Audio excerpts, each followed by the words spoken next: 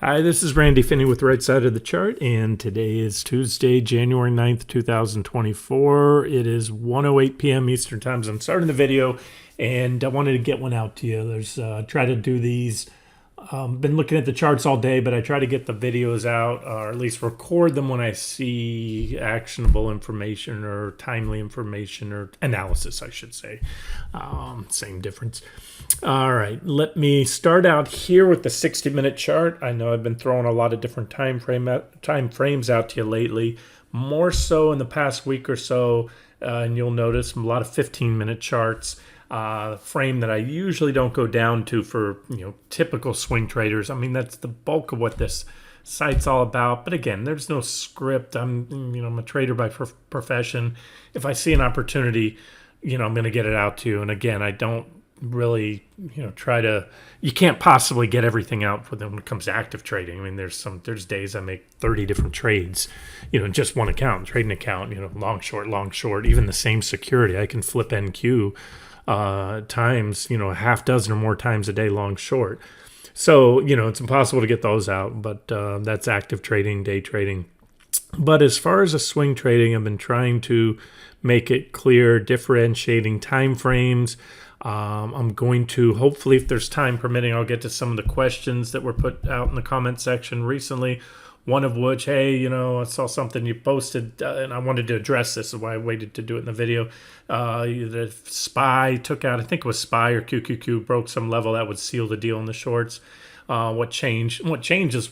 What was there last week? I basically posted covering shorts and going long for because the charts told me. I don't get married to any one position, any one bias. If you recall, I think it was about a month or two ago in the video I showed you a scene from one of my favorite movies, that movie Heat from the 90s, the Michael Mann movie, and it had the first scene ever with two greats, De Niro and Pacino, sitting down, one being a homicide detective, the other being a career criminal, and De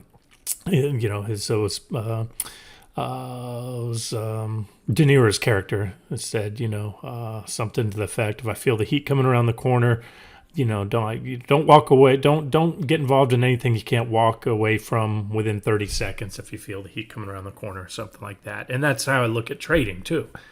I might be gung-ho bullish or bearish on something one day, and the next day I tell you I'm long or short. I flipped the other way on it. And again, that's because a lot happens in a day or two. The charts, one thing that can happen is, I might be uber bullish on something yesterday, and today I'm uber bearish and short because it had a big run up since yesterday and hit my target, or maybe it didn't do anything and I noticed something I missed in the chart. So just wanted to say that, and that's the key. Be flexible, and I think I've done a pretty good job of communicating my thoughts, and also speaking to, and this is why I'm spending so much time explaining this, speaking to the time frames involved here.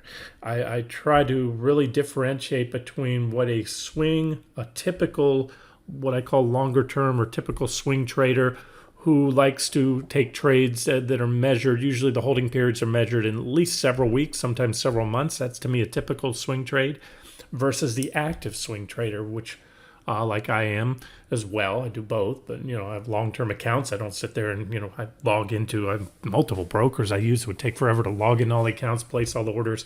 Can't actively trade in all of those, and some of those accounts shouldn't be actively traded. They're college education accounts, IRAs and things like that. So that's more swing trend trading, and then the primary trading account. That's the one you can get nitty gritty and go down to the 5-minute charts and 1-minute charts and get a percent here or there on a futures contract and, make a decent profit. So where I'm going is, this is the 60-minute chart. This is a typical swing trader's time frame. And to kind of recap, we had a sell signal there, break of the trend line there, hit the first price target, bounce, put in a marginal but still divergent high, second sell signal there. Went down, reversed a little shy of T2, but we, for all the reasons I stated again at the time, just about a week ago, positive divergence here on the 60-minute chart, 15-minute charts largely was the reason for that bounce. And on this 60, I gave you, this soul and what I called preferred target at the time, 406.32. And in several of the comment sections, people asked about that, and I reiterated that as a what I call preferred swing target for a bounce target. So nothing's changed. I still maintain T2 here, and then if you go out to the daily chart, I still maintain these longer term T3, T4, T5. We already hit T1 and T2. And then I go out to the weekly charts, and I maintain a target I threw out way back here when the market peaked early on in the year in 2022.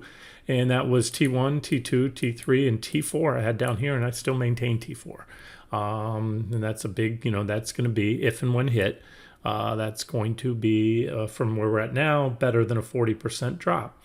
And nothing, in fact, if anything, my convictions are only stronger now than they were back here when I first laid out that target. This is first leg down. I forecast and predicted a very long and different bear market than others in recent decades, which were over usually within 18 months, less than 2 years. And I do think we're this one's going to be a whole lot different and somewhere along these lines. Remember, the QQQ is about the only one. All the real diversified indexes have not made new highs. So they still peaked back here in late 2021, 2022, and and there'll be plenty of bull runs. And look, or I'm wrong, and I'll flip. But when I see what I see here, these divergences, big, clean, negative divergences from the charts, from a technical perspective, and 10 times more than back then from a fundamental perspective. In other words, I can make a much more stronger fundamental case now than back then, or maybe it's the same. But either way, fundamental and technically, the technical case is very strong. The big divergences coming off overbought conditions, RSI making lower lows. This is part of divergence when your indicators make lower highs, but that's typical, especially when you hit that extreme, overbought reading there like you had, and that's usually what you see. And sometimes those divergences can build over years. They usually do for a bull market top. You're usually going to have them build over a period of, at least 6 months, if not, a year, or even 18 months, 2 years sometimes. But in a bear market rally, you're usually not going to see it build that much. This is, to me, it fits perfect into everything that I've, talked about all along with that whole marginal new high scenario. So I just wanted to reiterate that longer term outlook hasn't changed. It certainly could change, but the technicals are going to have to change for me to change my longer term outlook and abandon this target and look for a move of 20-30%. Now, if you're of a different mindset and you're saying, okay, well, Randy, you're a perm bear, I'm going to leave the site, there's no takeaway for me. Like I said, I don't position based on this. It does formulate where I will go in and out of positions, but obviously I've been long for the last week or so here. And so the 60-minute charts, the daily charts, even the 15-minute charts, they determine how I'm positioned. So even in those longer term accounts, I will jump in and out of swing positions if I suspect a bounce is going to be worthwhile. And that depends, what you're looking at. It's a function of time, how long I expect it to go, percentages, and that. So hopefully that makes sense. And I continue to show you. We'll jump down here. This is a 60-minute chart. This is where we first, I first highlighted on this divergent low here. We made a marginal new and ever so slightly low. Told you that was during the holidays, during early in the year. The seasons right here, somewhere in there. I can't remember exactly where. I posted the chart today where it was. And then, like I said, I suspended stops through the holidays because on the shorts, but then pivoted. Actually, that was back here I suspended. Then pivoted here and gave you the target with this being on the 15-minute time frame, my preferred target. And it's been hit with some negative divergence now. It would be confirmed if we roll over. We'd get a bearish crossover. And all along, and I'll still maintain, this is what I call max potential bounce target. Doesn't guarantee that if we get there, we can't go any higher. It's just kind of the range. And it's not a very big range. I mean, if you're looking from the, this is my minimum and preferred target we hit right now, today, you're talking 0.85%. So, my view on it is, yes, I've reversed. I am short. Why? Because I can give it an 8.8 on swing positions, 0.8%. Anything much more than that, Does it guarantee that we can't go lower? No, we could pop that level. And I always set stops a little bit above the actual resistance level. Everybody in the world is going to be, if we start to enter the gap and backfill it, all eyes are going to be on the top of the gap. And from my experience, sometimes you make a perfect gap backfill, but quite often one of two things are going to happen. The sellers are going to step in early, a little shy of the gap, or the powers that be, the nefarious forces in the market, whatever you want to call them. Back in the old days, it was the market makers. Now it's the high-frequency trading and the algorithmic trading programs. They know where the stops are, so they can punch through there, suck in some longs, blow out some shorts. So I try to put my stops out of range, and usually it depends on the security and the time frame I'm trading, but a solid 60-minute close, maybe two 60-minute candles above, should do the trick. So I just wanted to kind of frame, give you my thought process. So again, it's from where we're at right now at this moment, 0.75, 3/4% up to there. And so is it worth it to milk that out long? Maybe, depends on, you. It's already been almost a 2.5, better than a 2.5%, close to 3% run so far. And if you think we're going up, or if you think we're going to new highs, you had, again, hopefully you got long here, like I did, and then you can just set stops there. As we go up, you can continue to periodically raise your stops. I like to do mine strategically if I'm riding up a long position because I'm bullish. Strategic means, where do you think a pullback is likely to get bought up? And then you want to put your stop a little bit below that, because if you see a support level and it's pretty obvious, then those nefarious forces will as well, and that's what they look for, those stop rates, if they can punch through it. So I try to stay a little bit out of range of those. That's how you trail a stop up. So you probably have a little minor trend line here, right there, you can look at. Let's not say much more. Oh, I do want to speak to Apple and everything else. So we're going to go over everything in this video. But there's the gap right there, we're technically, you can see when you look at, a lot of times that's where you open to the top of the red bar, but there's the high of the candle, so we're right there. Some folks will use this as the top of the gap, the highest point, and some will consider, like, for example, I have it set on the closing value there on the last day, which is the body, the fat part.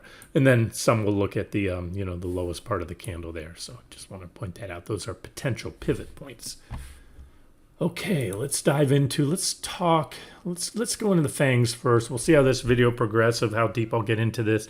My goal here, if possible, I'm talking fast, cover the big three. That's very important to me. That is stocks, or the stock market, particularly QQQ, because again, if you can determine where QQQ is going, it's just an overweighted version of SPY. The same top holdings are in the more diversified S&P 500, but where the Mag 7 go is also going to determine where the S&P goes.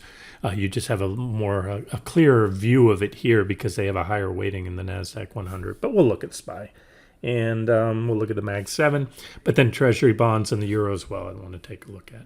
So that's 60-minute chart. Again, that's the bounce target I maintained all along, 406.32 right there. There's the gap. Remember, we were just zoomed in on the 15-minute chart.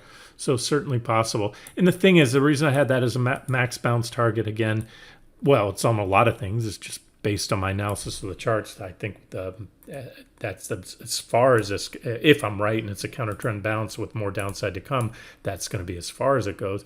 But also above there, you get so close. If you take that out, there's really no resistance. Yeah, technically the previous high is resistance, but that's a multi-year high.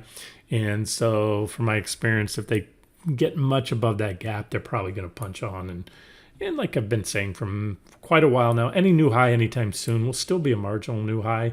So a marginal, meaning ever so slight, relatively slight, under 5-10%. New highs, as long as those divergences are intact among all the indexes and most stocks, it's not going to change my outlook. But if we go much beyond that, and I'd like to think we'll be long before that happens again.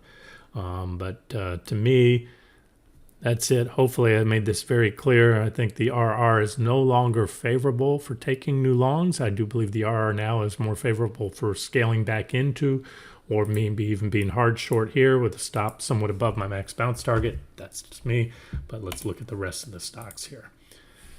There's a daily chart of QQQ. This is the same uptrend line. It's very well defined, nice clean uptrend line, big old divergent high, impulsive selling on the breakdown, everything you like to see, and nothing but a like I told you last week, the reason I wanted to get long, Pavlov's dogs, they heard the bell ring. Those are the dip buyers. It's classical conditioning. They've been buying the dip for over a year now, and it works. You have to expect them. It's almost guaranteed they're going to come in. As I said last week, this is the biggest drop we've had in months. And then Apple, which I'm probably going to pull that target because everything I just told you. I don't think QQQ. I think there's a good chance the end of the run could be over in QQQ. You may want to sit tight. And just yesterday I said to someone I was going to sit tight till T1, but I think it's not going to make it up there. I'm just going to give you my thoughts. I'll leave this on as an official trade, T1, T2 zone, potential zone. And again, my convictions, my thoughts, if I had to put probability on Apple just crapping out here, it's not very high. So, I put a slightly favorable odds we fall short based on my outlook of the market, but almost equal. So I hate to quantify it in numbers, but let's say that's 55% or 45% we keep going higher. And if we do, then again, that's a max bounce target, the downtrend line T2 zone. It'd be a very objective level. If you did take Apple right here, where I put it on as a long trade idea last week, or down to that bottom of the zone there, and you made it quick, it's not performed. In fact, that's one thing. I have not seen the buyers step in on Apple. Apple's the king. That's the 800-pound gorilla in the room. That's the leader of the pack, the Mag 7.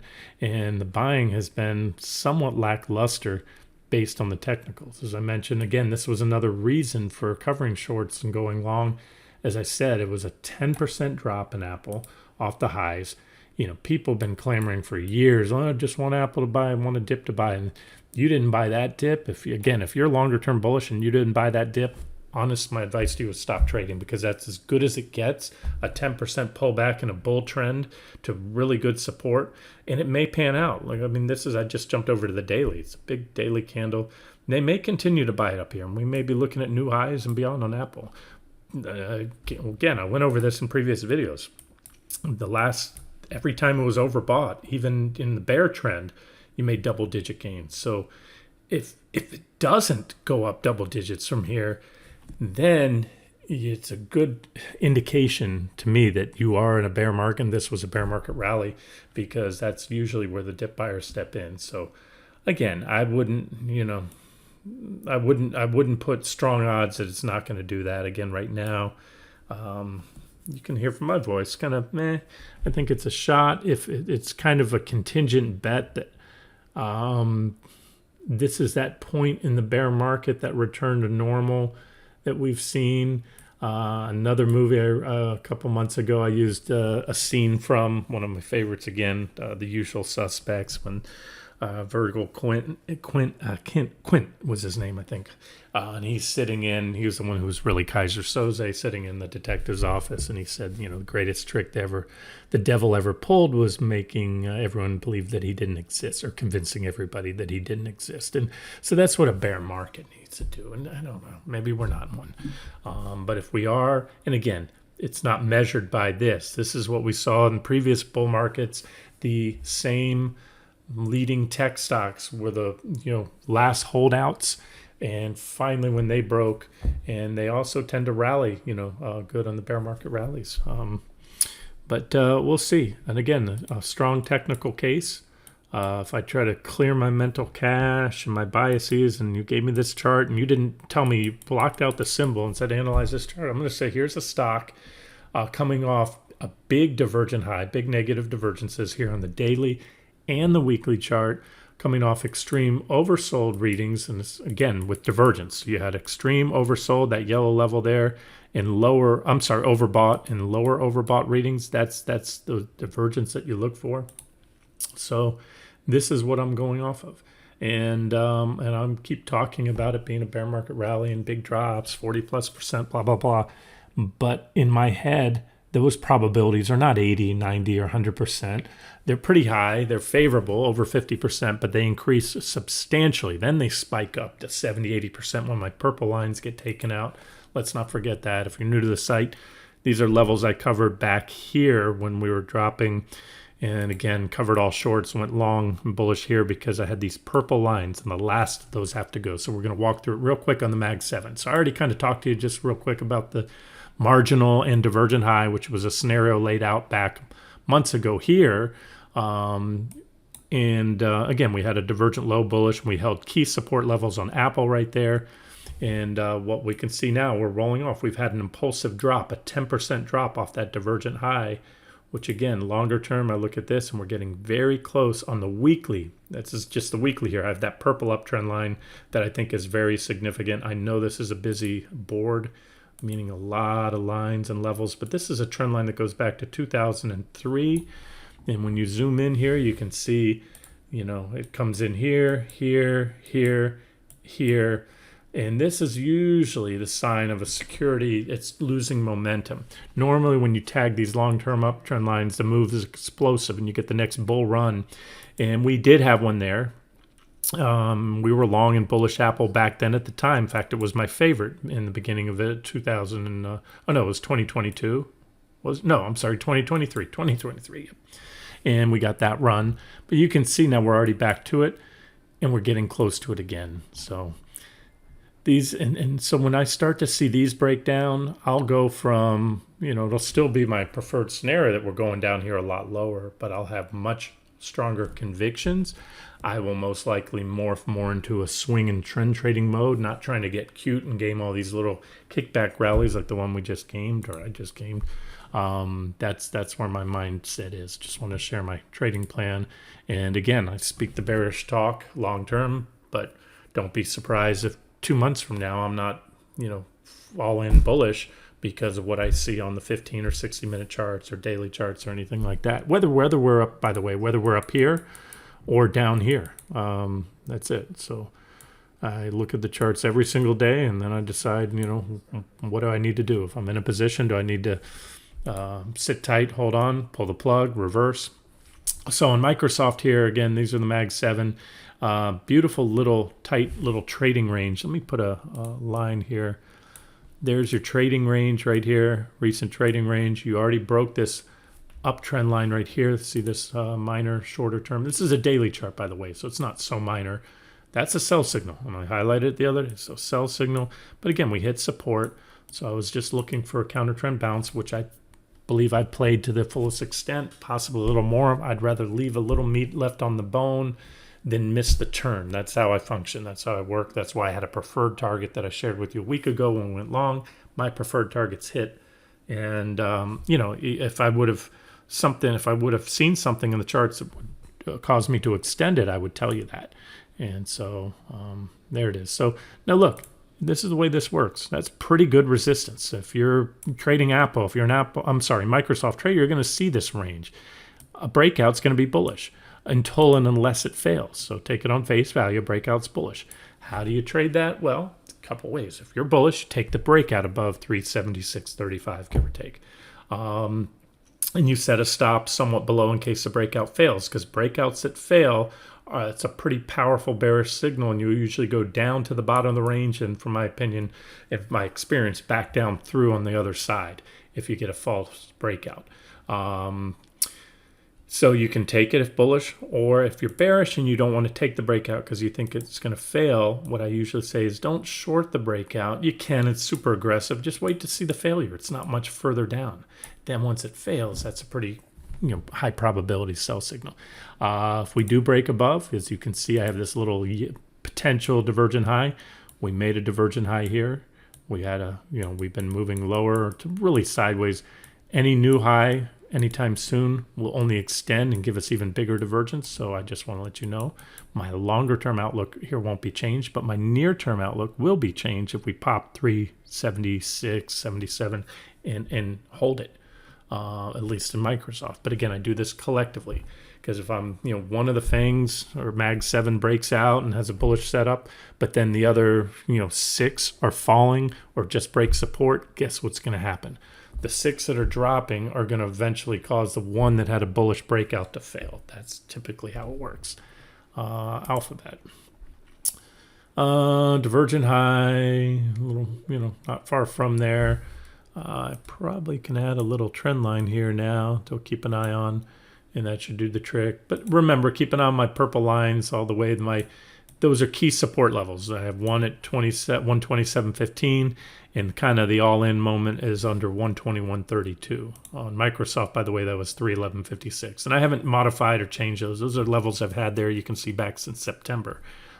It's the key levels. Next up is Amazon. Again, divergent high, breakdown. Dip buyers doing their things. Again, it's what I predicted. That's what they did. And so they think, oh, I'm trying to get in their heads. Oh, yeah, this was a great buying up. And maybe it is. But to me, it looked like a great little rally to trade. And then we do this. And then you can see my big levels here. Again, busy board. But I have a primary trend line coming off the January lows in purple. And then kind of the all-in moment here under 123. NVIDIA. Okay, couple comments I heard about NVIDIA, and I wanted to address those. So someone on the site said NVIDIA, don't pay attention to Randy's negative divergences on NVIDIA in the videos, and it's just going up. It's going to keep going up. First of all, I did cover it. I highlighted in the last update. You can go on the site. It was, I think, the third. It was last week, and we broke down. And I laid out a scenario and specifically said, look, I highlighted the breakdown. I said we could go down, but look, I just put Apple as a long, just went long the market and said, so NVIDIA, that's probably going to cause a backtest, even quite possibly a marginal new high. I could easily see that scenario. And it meshes because you're not going to see NVIDIA tanking. It's one of the Mag 7. It's not just that it's in that gang of 7 thing and they're buddies and they're all friends and they're going to go in the same hangout together. No, it's mathematical. When money is flowing into the S&P 500 and flowing into the NASDAQ 100, into the ETFs and futures, it gets proportionally distributed among the holdings, and those with the biggest weighting get the most money. It's money flowing in and out. So the markets rallies. You can see one of these Mag 7 going the other way, but for the most part, they're all going to go up. So to be bullish, the market would have been bullish NVIDIA. Not have shorted NVIDIA last week. Made that clear that if anything, we're probably going to bounce, and that's what we did. We bounced, the market bounced, and NVIDIA bounced. I also said it's a crowd favorite, so you got to wait till this one breaks. It's kind of like shorting natural gas. I'll get to if I have time. Had a couple questions and comments on when I posted the updates to natural gas today. By the way, the futures have now hit T7, and so a couple people asked about shorting. I'm like, look, with T7, I think it would probably reverse maximum. T8 was my max target, but I can't make a case to short it. From the technicals, you don't want to short just because it's overbought. And the one thing in the world you don't want to short because it's overbought or go long simply because it's oversold is natural gas. Because from experience, I know a few other things that just they get overbought, and just when you think they can't possibly go up anymore and become any more overbought, they do it, and they do it again the next day, and they do it again the next day. They do it sometimes for weeks, defying. So you got to know your security. Now, NVIDIA is to an extent like it's a crowd favorite. Obviously, everybody loves it. It'll have its time, and its time comes when the purple levels go. We might have a shorting out before then, but this is a marginal, as I laid out in the last update on this thing a week ago, that it could go on. See the possibility of a marginal new and still divergent high if it broke out. So now here's how I look at it. Okay, if you're bullish, buy it. Why not buy it? Especially to those, someone that made that comment, oh, these divergences don't work on NVIDIA. And they haven't really so far. They have, I should say. I take that back. Why do sometimes I'm not listening to my own voice. Yeah, this right here, this drop was, I'm just going to measure from this drop here. It was our first divergent high right there. And I have to grab on the left so I don't move my trend lines. The stock fell to this point, 19%. Down here was over 20. There was another divergent high. There was a double-digit drop. So again, it's not as if these divergences haven't played out. They haven't played out for the top, but they've certainly played out for tradable pullbacks. And now let me just make it simple. And I may oversimplify this. So for that person that says, oh, these divergences don't work, and look, it's NVIDIA, again, crowd favorite, a lot of money, until the stock market clearly rolls over. This is one of the leaders that they have to take out and execute. And when this stock dies, and when it dies below my levels here, then the market will be dead. I can almost assure you that, in the semis and everything else. But we got a way to go. My level has always been, for months now, 375. I have another level that probably will do the trick. It's at 403.30, but 375's it was and still is my magic number. Kind of lights out for NVIDIA. All right, trading plan. So if you are bullish and you don't think divergences, and again, they're not a sell signal, they're just a condition, buy the breakout. Why not? If you're bullish, this thing just broke out to new all-time highs.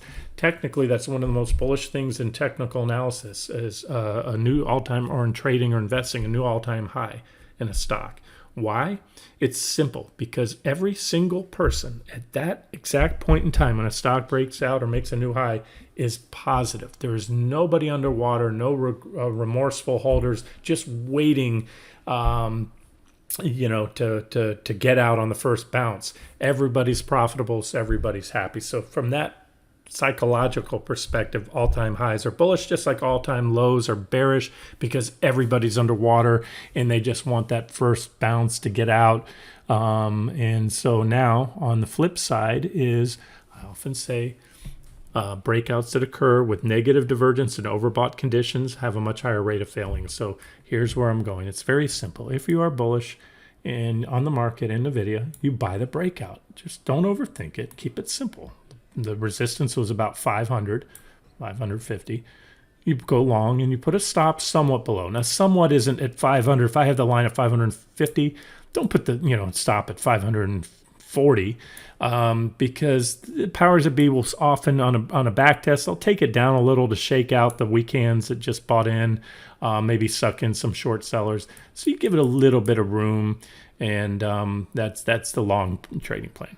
Now, I'm not doing that because I think the breakout will probably fail. However, you don't short a breakout, because a breakout is bullish unless it fails. So simply you wait for the failure of the breakout, and then you can short it.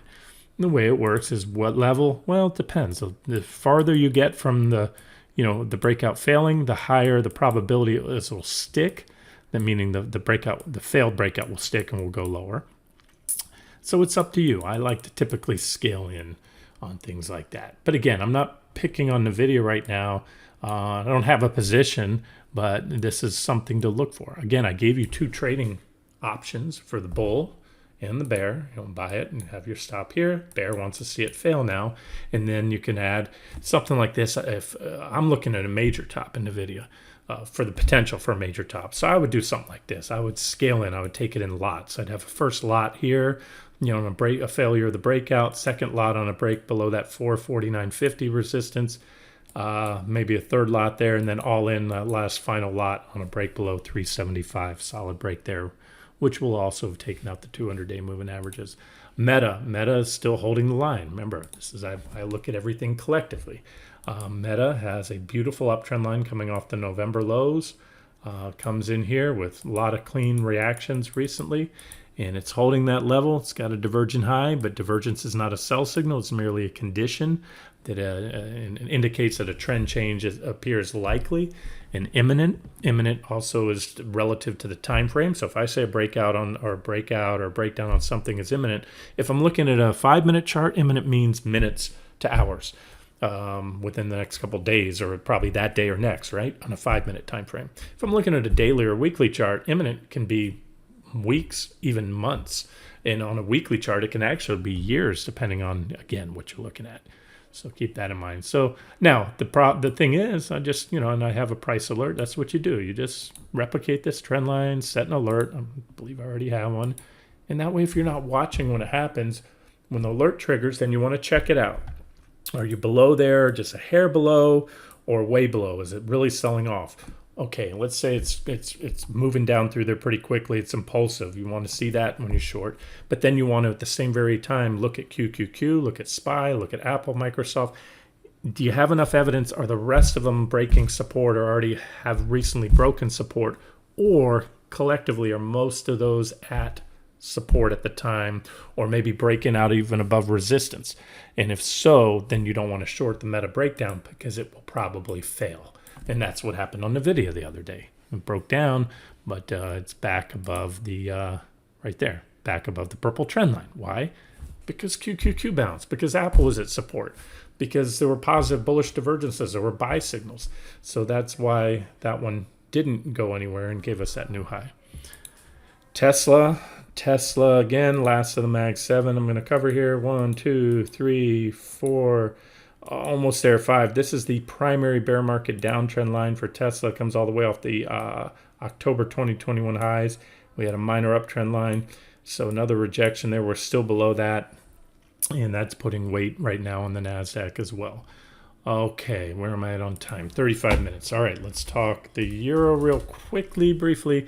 Remember, we're coming off a divergent high right here. I've talked about it. Let me just put my annotations on here. 1 second. Let me hush that. Getting all kinds of messages on the audio. I don't know if they're coming through on the microphone here. All right, I muted those. So there it is, a trend line right there, and there's a potential longer term trend line target I gave you off this divergent high. So if we continue to move lower in the euro, which I favor, that will bring the stock market down. Remember, the euro and the stock market, as well as gold and silver, are highly correlated. So we look at that, we can see the euro. And again, I was bullish here. We had a divergent low, went in, made an ever so slightly marginal divergent low, and that helped support. That's where stocks started to rally. But look, all of a sudden this pop in the euro is stalled out. And you can see that was my first target zone. If we take that out, that's going to open the door for a deeper drop. And, I've covered it 100 times, but I'll do it again. Just show you that you can see QQQ moves, and SPY. It's in purple here. They move up and down together. So when the euro is rallying, means the dollar's falling, then the stock market is rallying. And so that's it. So here's this divergence right here. This is why I'm short right now, because this is the rally we gamed. I think I milked all of it. Hopefully, knock on wood. We'll see at the end. And by the way, there was that zig, that pullback yesterday we got too, and that was another. There have been some micro trades within there, but you can see right now, since then the euro has been dropping. Stock market's been going higher. That doesn't happen for very long. One of two things is going to happen: either the euro holds support, it rallies, and that'll help support a rally, and the stock market then goes up to my uppermost targets, maybe even new highs. However, if the euro breaks the support level, get out of Dodge, because right now the stock market hasn't seen this, or it's not paying attention to it. Again, something to watch. It's at support. Like I like to say, support is support until unless broken. That was a target/support zone. We're still there. We're still coming off the divergent high, but something to watch. Now, as importantly, are treasuries. Remember, that's what I've nicknamed the big three. You had treasury bonds, which we were long and bullish off the lows. This is a yield. Remember, the yield is opposite. Yields go down, bonds go up. So that's where we took a breakout somewhere in here, nailed the bottom. It was one of my biggest trades, as far as positions all year, overweighting treasuries, and recently closed that out and went short and said, this will, for many reasons, I think, number one, it's a very crowded trade, but this is, I think, a very important chart to watch. Okay, so TYX is the 30-year yield. You had this downtrend where yields were falling, and make no mistake about it, that was 110% the fundamental cause for the stock market rally. Everyone said, okay, Fed's going to cut rates. Rates are going down. They are actually going down on treasury bonds. So remember, the Fed doesn't cut or raise treasury bond rates. They don't set them. They're set at the market. The Fed only controls the federal funds rate, which is a short-term overnight lending rate for banks, and then therefore banks will raise or lower their rates. But treasuries, and especially the 10-year, we'll get to in a second, so that you can see it. And there's where yields peaked and the stock market bottomed, and that was the rally that we've had. And you can see here, yields fell, supported the rally, and then just recently, yields started ticking up. No coincidence, the stock market fell. We were short there, then we covered there, and yields, the stock market's rallied. But look what's happened. Yields haven't really come back. And I told you I'm maintaining, I kept the shorts on for the treasury bonds. So I'll look at that 1 second. Let me just show you. Well, let me just get move that away. Let me get the comparison away. So that's TYX, the 30-year. TNX is the 10-year, coming off a divergent low. And again, the yields have been rising. They're not, as of now, it's not too much to do any damage. I think even any most ardent bull is going to say, okay, we got a little bit overbought here in treasury bonds. We need to pull back. And so, that's why the market hasn't created. It's been acceptable. But if this continues, and that's what I want to talk about, it's not, it's one thing to analyze what's happened. That's what 99.9% of technical analysts that come on TV and those that run similar services I'm doing, sit here and tell you, what you can see. But you got to, it's all about trying to predict where things are going in the future. So what I can tell you is definitively is TNX, the 10-year bond, had a breakout recently of a pretty well-defined price channel. You can see the downtrend line. There's your price channel. We were extremely oversold in yields, and it went up. It's at resistance, or it just hit resistance the other day. If it can pop up here and it starts to go up, I think this is really, so to keep it very simple, guys, and again, maybe at the risk of oversimplifying it, a break above, or if you want to look at bonds, you might want to, yields are backwards. A lot of people just look at the bond prices. I'll get to that in a second. That's Friday.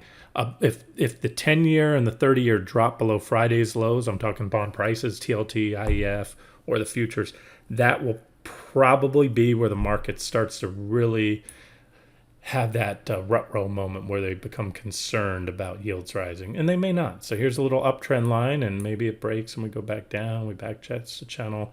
Just something to watch. I'm very open. I don't have strong convictions. This was the longer term chart. I jumped over to a weekly chart of the 10-year. There was a big bearish rising wedge. We got long bonds and before the breakdown, then the breakdown came. So that's a breakdown there, and we're currently back testing. And this was major resistance. You had that previous high right there in 2022 when the stock market bottomed. That was the bottom in the stock market, October 2022. Then we broke out.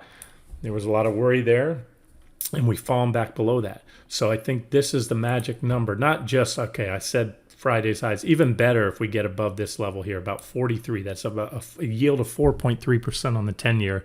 That's where the market will probably start to freak out, and it'll be not an all or none thing, incremental, just like before. With every tick higher above 4.3 in the 10-year, you'll see pressure in stocks. Now, maybe not. We broke down.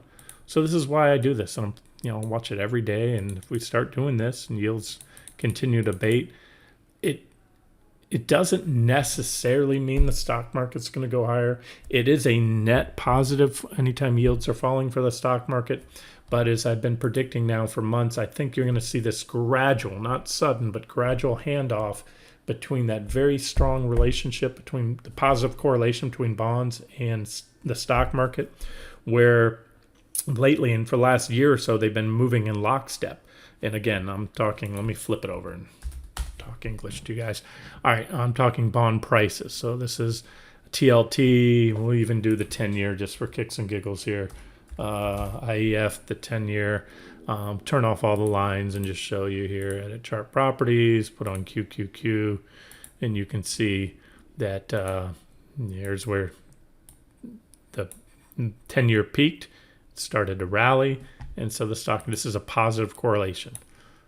And that means when the IEF down here was going up, it means yields were falling. So the NASDAQ broke out the new highs.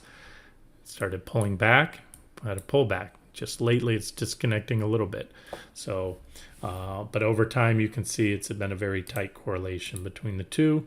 And at some point in 2024, my prediction is, well, we may continue to see yields fall and bonds rally, but not for the same reasons as before, more so for worries on the economy and the stock market, with money moving into bonds as a flight to safety bid. That hasn't been the case lately. So there it is. That's IEF. There's a 10-year, broke out, put in that big divergent low. So over time, I do still think it's coming up to this level. That's been a target I've had for a long time here, about 99, about 100 on IEF. And then TLT, that's been our trading proxy.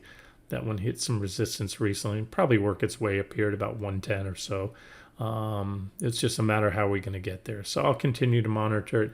But in the very near term, like I said, this is what I'm noting. The stock market's been rallying. We caught that rally, but bonds really haven't.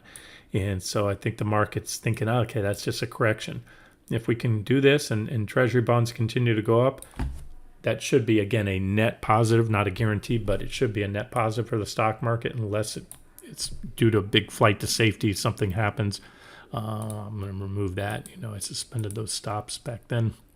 And so just keep an eye on this. If we come down here, especially if we work our way down to my first target for the TLT short, that means yields are going to continue to climb, and we're going to hit that red zone I just told you, which is there it is, I think, right here, Fridays. So that's Monday right there on TLT. Monday's low, actually. So I think that's where the market will start to take note, the stock market. And being based on my outlook for the market and bonds, it's my most likely scenario. Okay, I covered the big three. I covered the Mag 7. Covered the markets. I'll get to SPY in 1 second. I should cover SPY. It's one. Sometimes I leave it out, but I do watch it. This is just the VIX. I've talked about this for a long time. Big support zone here back in 2018, 2019. That was a massive support zone. Then this became the bottom range of the VIX for a while, but then we've recently come back down to there in this no fear market, everybody expecting new highs and beyond in 2024, or at least the vast majority of market participants. But what I see is a inverse, as it usually is to the stock market. Just like the indexes have big negative divergences and are at or near new highs, you have the VIX at or near new lows or multi-year lows back down to support, actually coming off that support recently. So this was that the volatility spike. And this is reflective of why you've seen more 15-minute charts from me lately with these kind of active trades that are only lasting a day, 2 days, in out, long, short. Because when volatility starts to spike up, and that's where active traders make money. When it's just falling like this, there's really active trading. It's very difficult. It means the market's just trending up, grinding higher like it did into year end. But I just wanted to point out, we put in a divergent low, big divergent low. We're moving off that divergent low, and this would mesh with my outlook for the stock market. And it's simply because of the fact that almost everybody thinks 2024 is going to be a bullish year for the stock market, soft or no landing scenario for the economy, and treasury bonds are still the buy of the century. Everybody's been flooding into those. Again, we got in early, but I think it's at least the initial run, we've milked almost all of it. So I don't see the risk reward as being attractive right now, especially with sentiment being too lopsided in bonds and in the stock market. So that's it. So the VIX could explode at any time. Just be on alert. You have my thoughts. You have the levels to watch. And again, this at some point in here, and I'll get to it, if we happen to peak out here soon, whether it's today or it's 2 months from now, and then we start to reverse down, we get down to those purple levels on the fangs, you'll probably see the VIX at a very critical level. I don't know where it'll be, maybe here. And then if those purple lines on the Mag 7 go, that's probably when the VIX will explode. But even then, just to get back up to this level here, that's pretty good. That's really nice. I'm going to put a purple line there just to kind of remember. That's, to me, a pretty important level was support in 2022. 2023, we danced around it for a while, and then we clearly gave it up, and then it other than this one spike above, it's acted as resistance. So that's a big level, and that's a big level. And so these are levels that I think will be hit in 2024 just to get up to that purple level, which I think is pretty likely. That's 40, almost a 50% run in the VIX. 2254 is about 75%. And then, if my longer term analysis is right, and this has been a bear market rally, which has either already has or is close to running its course, then, we're headed a lot higher in the VIX. There's a downtrend line to be taken out. And I think I've covered it with you many times in the past, but I'm just going to do it again. This is the just before the end of bear markets level. This is where previous bear markets ended right here. This was the dot-com bubble back in 2000. That's as high as the VIX ever got then. Went down to these extremes that I just showed you. This is the most recent support level I showed you from that daily chart we were on. This is a weekly chart. We're going back into the 90s here. But then this is where the Great Recession ended. The 2007 to 2009 bear market peaked right there, the VIX. This was COVID right there. And we didn't see anything close to it in 2021 or 2022, which is one reason I maintain that we're still in this is a bear market rally, and that was just the first wave down in a bear market. This and a lot of other things I use support that case. But you just got to frame it in a longer term perspective, because I think it's going to be a great big secular bear that's going to take a decade or more to play out. And again, for those of you that are not as doom and gloom as I am, there'll be plenty of bull market rallies along the way to trade, explosive rallies. Nothing, in my opinion, and from my experience, nothing is more profitable to trade than a bear market, even more so than a great bull market. And you might say, that's ridiculous, Randy. Look at where because a bull market is a bear market in fast forward. They typically, the bear markets in recent decade, over the last half century, have all been 2 years, give or take, or less. And yet you've had these 50+% drops with these tremendous rallies. So a bear market is, here, I'll show you. I'm just talking about it, and then I'll wrap the video up. A bear market is, you can see here, it's a bull market in fast forward. The drops are, these are all double digit, 50+%. In fact, it was about almost 80 in the NASDAQ back off the dot-com bubble drop. But, and so you make in a matter of months what took years, sometimes even decades in gains to make, are wiped out in just a matter of months. And again, the bear market rallies are powerful too. And so, I think this one will kind of slowly play out. We'll have plenty of long side opportunities. First things first, and that's today, tomorrow, next week. So as of this very second, I think the risk reward is favorable to the downside, with a little more upside potential, as I showed you in the beginning of the video, maybe 0.75%, 1% upside, something like that. And just to wrap up, and told you I'd cover SPY for you. 60-minute chart, starting with divergent high right there. That was that first leg down. That might have been the level I thought would seal the deal. But then to answer that question again that somebody posted in the last day or so, I pivoted. I went long, told you back then, covering shorts and going long for the reason I said.